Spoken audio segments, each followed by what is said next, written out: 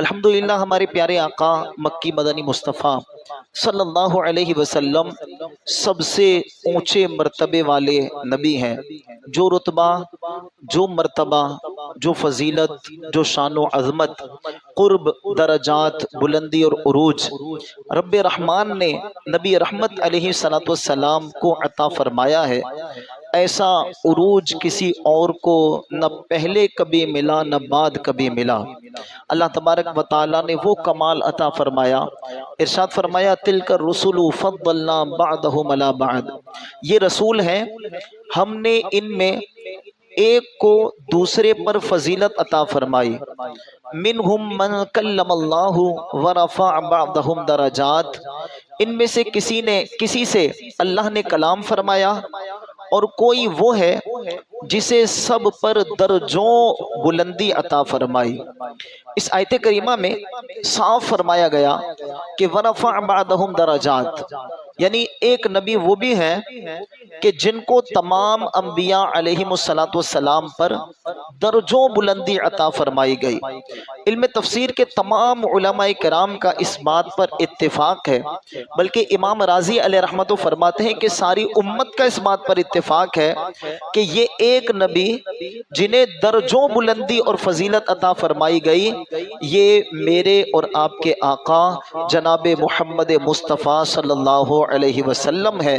اسی لیے تو اعلیٰ حضرت نے کیا خوب فرمایا کہ سب سے اعلیٰ ہو اعلیٰ ہمارا نبی، سب سے بالا ہو اعلیٰ ہمارا نبی، خلق سے اولیاء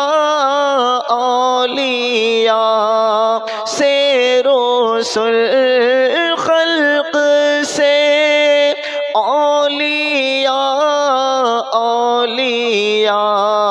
سے رسل، اور رسولوں سے اعلیٰ ہمارا نبی، سب سے اعلیٰ ہو اعلیٰ ہمارا نبی۔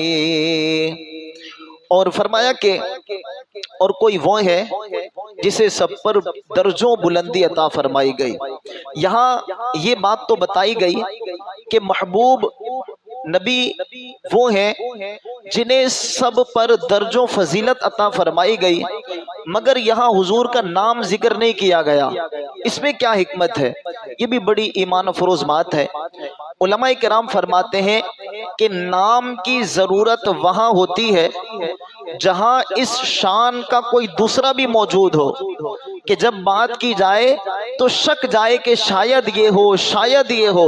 مثال کے طور پر میں اگر آپ کو کہوں کہ میرا خالق وہ ہے جس نے زمین و آسمان بنائے، تو کیا مجھے اللہ کا نام لینے کی ضرورت پڑے گی؟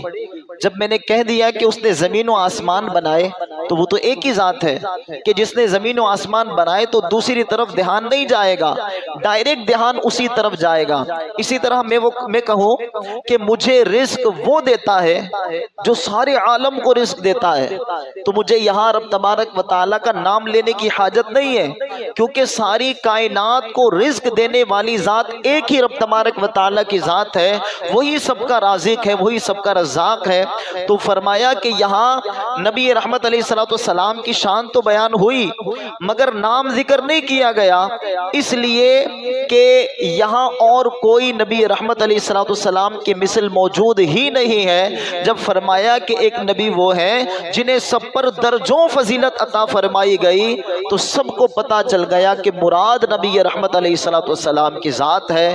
تو بلا اتفاق فرمایا کہ ورفع بعضهم درجات، اور کوئی وہ ہے جسے درجوں بلندی عطا فرمائی۔ گویا بتایا جا رہا ہے کہ سب سے افضل نبی ایک ہی ہیں، لہذا نام نہ بھی لیا جائے تب بھی ذہن اسی طرف چلا جاتا ہے کہ اللہ تبارک و تعالیٰ نے نبی رحمت علیہ السلام کو ایسا بے مثال اور با کمال منصب عطا فرمایا۔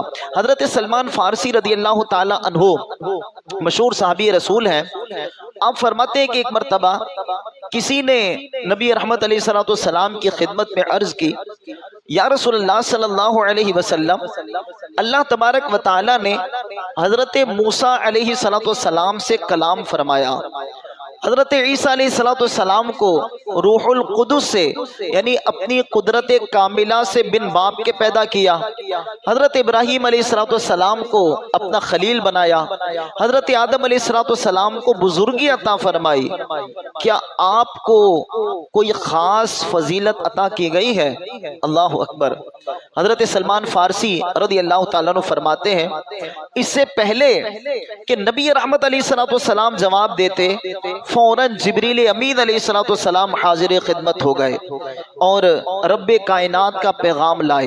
عرض کی، یا رسول اللہ صلی اللہ علیہ وسلم، اللہ پاک فرماتا ہے کہ اے محبوب صلی اللہ علیہ وسلم، اگر میں نے ابراہیم علیہ السلام کو خلیل کیا تو اس سے بہت سالوں پہلے آپ کو اپنا حبیب بنا لیا، اگر میں نے موسیٰ علیہ السلام سے زمین پر کلام کیا تو آپ کو تو آسمانوں سے بھی اوپر بلا کے نہ صرف کلام کیا بلکہ دیدار بھی عطا فرمایا، اگر روح القدس کو اپنی خاص قدرت سے بن باپ کے پیدا کیا تو آپ کا نام نامی مخلوق کی پیدائش سے 2000 سال پہلے پیدا فرما دی ہے۔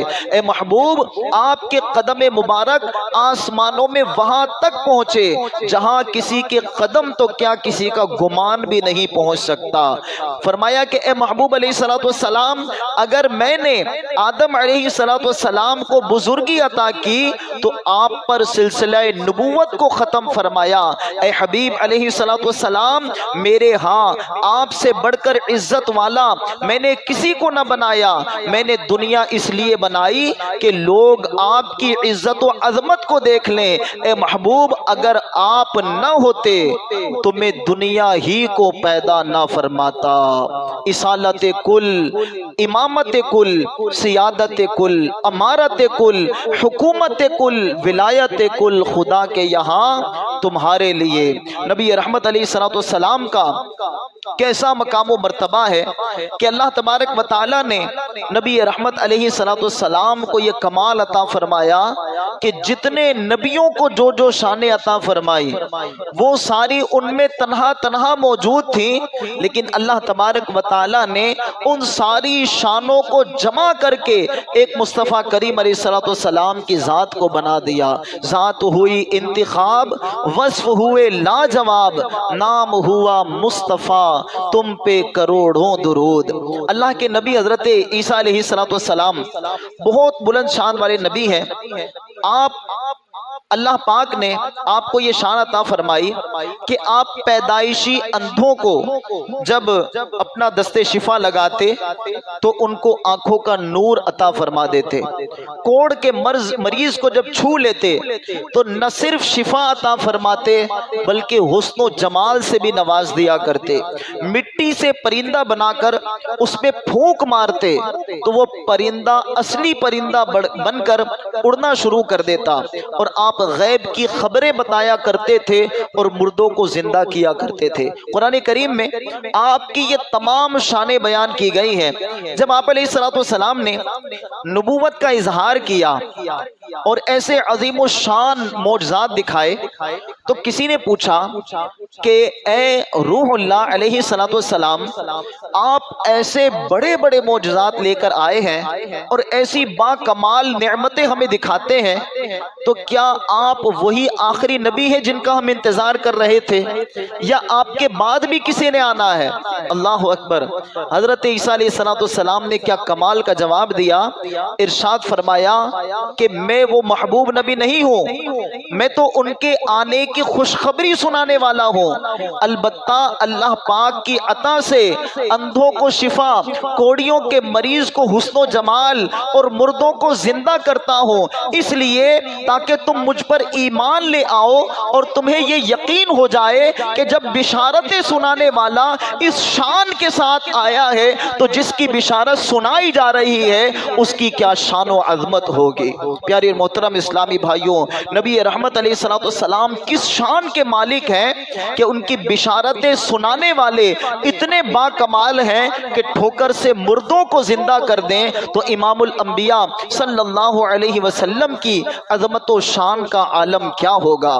ترمذی شریف کی روایت ہے، علماء کرام نے اس روایت کی جو تشریح کی ہے اس تشریح کے ساتھ اس روایت کو عرض کرتا ہوں۔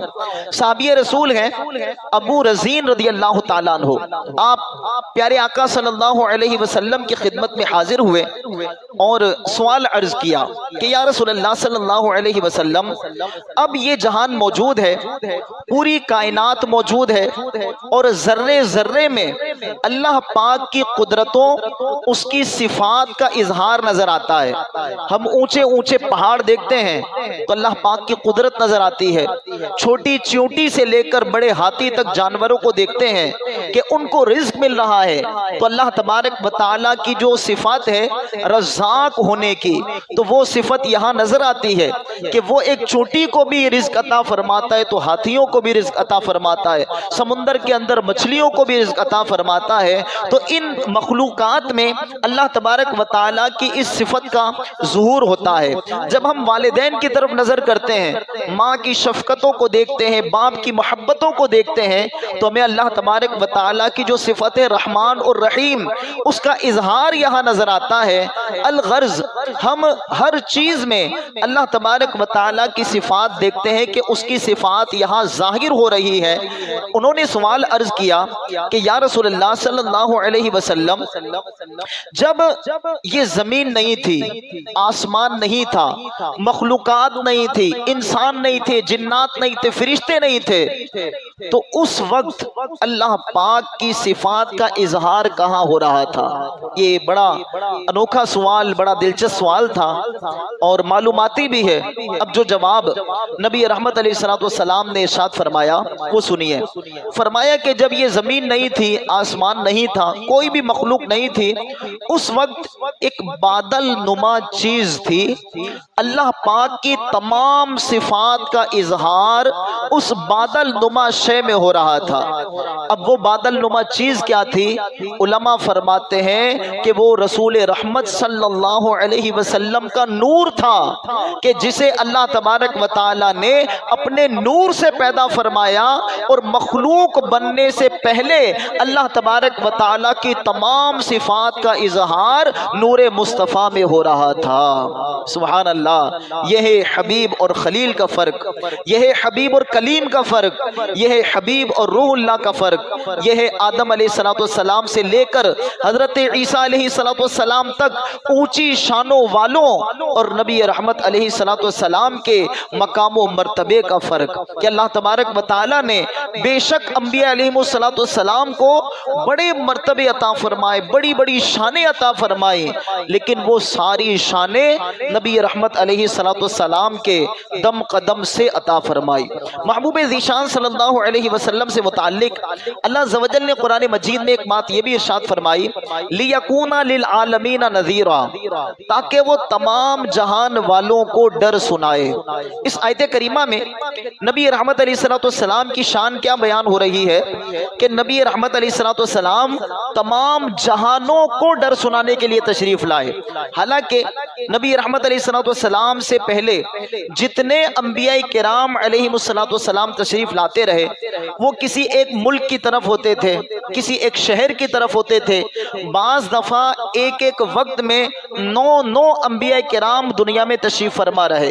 اس علاقے کے وہ نبی ہیں، اس علاقے کے وہ نبی ہیں، بعض خطوں کی طرف، بعض علاقوں کی طرف نبیوں کو بھیجا گیا، لیکن نبی رحمت علیہ السلام کو جب بھیجا فرمایا لِيَكُونَ لِلْعَالَمِينَ نَذِيرًا، کہ اس لیے بھیجا تاکہ وہ تمام عالمین کو ڈر سنانے والا ہو، یعنی نبی رحمت علیہ السلام सलाम किसी खास कौम, किसी खास खित्ते या किसी मुल्क की तरफ नहीं, बल्कि तमाम आलमीन की तरफ रसूल बनाकर भेजे गए। सुभान अल्लाह। प्यारे प्यारे मोहतरम इस्लामी भाइयों, जब अल्लाह तबारक व तआला किसी को नबूवत अता फरमाता है तो ये बात तो यकीनी है कि नबूवत ये कसबी शय नहीं है कि कोई मेहनत करे, इबादत रियाजत करे और खूब मुजाहिदात करे तो उसको इनाम के तौर पर नबूवत मिल जाएगी। ऐसा नहीं होता, बल्कि नबूवत ये अताई नेमत है।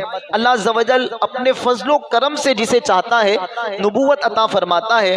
अलबत्ता जिसे नबूवत अता फरमाता है उसे उस नबूवत के मनसब के लायक ही पैदा फरमाता है, उसको तमाम बुरी आदात, बुरे अखलाक, बुरे किरदार से पाक पैदा फरमाता है।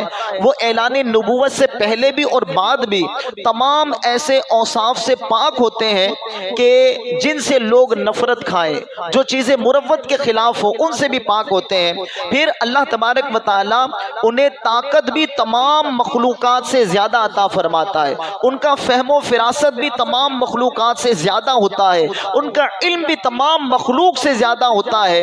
अब नबी रहमत अलैहिस्सलाम चूँकि तमाम आलमीन के नबी हैं तो लिहाजा ये बात ज़रूरी है कि नबी रहमत अलैहिस्सलाम की ताकत तमाम कायनात की ताकत से बढ़कर हो।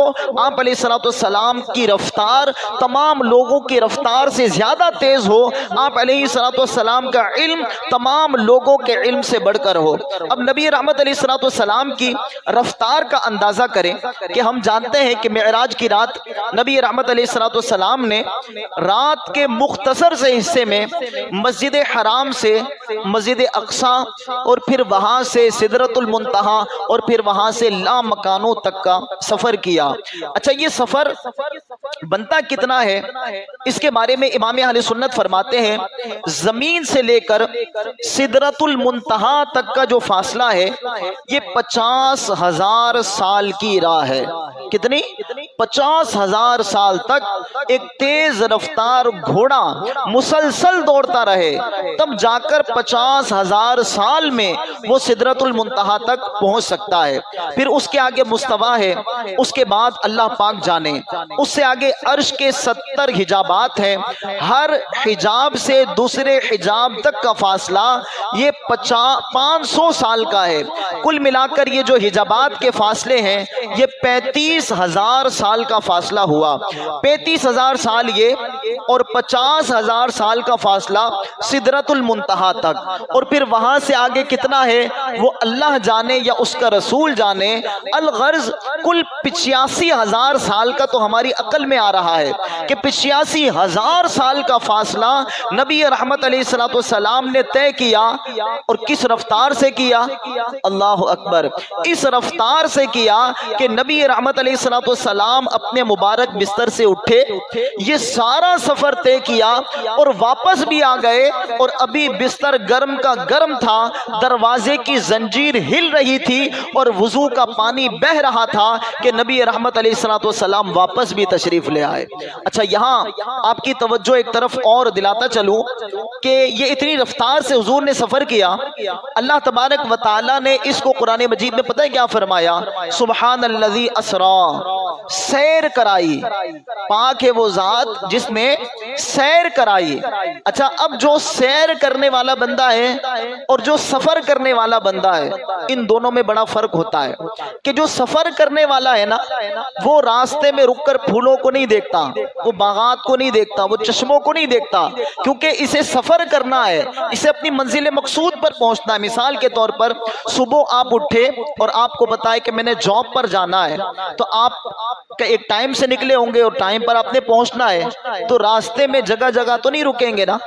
लेकिन अगर आप सैर के लिए निकलेंगे तो अब आप हर चीज को देखते हुए जाएंगे। किसी आप पार्क में चले गए तो उसके फूलों को भी देखेंगे, उसकी घासों को भी देखेंगे, वहां की रौनकों को भी देखेंगे, बच्चों के साथ आप चहलकदमी करेंगे।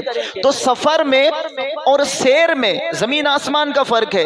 अब जिस रफ्तार का हम यहाँ जिक्र कर रहे हैं, इस रफ्तार को अल्लाह तबारक व तआला تعالیٰ نے حضور کی سیر ارشاد فرمایا کہ نبی رحمت علیہ السلام نے یہ سفر رفتار سے نہیں کیا، یہ سفر آپ علیہ السلام نے بڑی تیزی کے ساتھ نہیں کیا، بلکہ اس انداز میں کیا جیسے تم لوگ سیر کیا کرتے ہو۔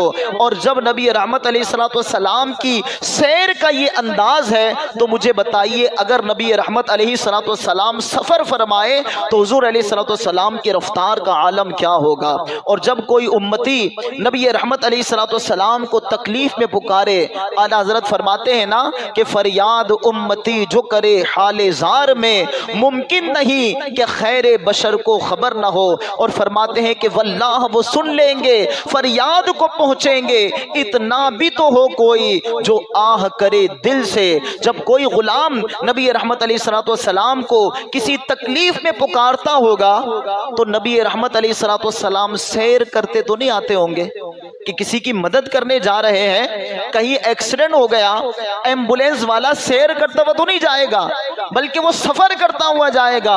اور جب کوئی امتی تکلیف میں، درد میں اپنے نبی کو پکار رہا ہے تو نبی رحمت علیہ السلام سیر کرتے ہوئے نہیں بلکہ سفر کرتے ہوئے آتے ہوں گے، اور پھر آن کی آن میں وہ مشکلات دور ہو جاتی ہیں۔ تمہارا نام مصیبت میں جب لیا ہوگا، ہمارا بگڑا ہوا کام بن گیا ہوگا، خدا کا لطف ہوا ہوگا دستگیر ضرور جو گرتے گرتے تیرا نام لے لیا ہوگا۔ دکھائی جائے گی محشر میں شان محبوبی کہ آپ ہی کی خوشی آپ کا چاہا ہوگا۔ کسی کو لے کے چلیں گے فرشتے سوئے جہیں، وہ ان کا راستہ پھر پھر کے دیکھتا ہوگا۔ کسی کے پاؤں کی بیڑی یہ کاٹتے ہوں گے، کوئی اسیر غم ان کو پکارتا ہوگا۔ خدا کے واسطے جلد ان سے عرض حال کرو، کسے خبر ہے کہ دم بھر میں ہائے کیا ہوگا۔ کوئی قریب ترازو، کوئی لبے کوثر، کوئی صراط پہ ان کو پکارتا ہوگا۔ مقام فاصلوں پر کام مختلف کتنے، وہ دن ظہور کمال حضور کا ہوگا۔ دکھائی جائے گی محشر میں شان محبوبی کہ آپ ہی کی خوشی آپ کا چاہا ہوگا۔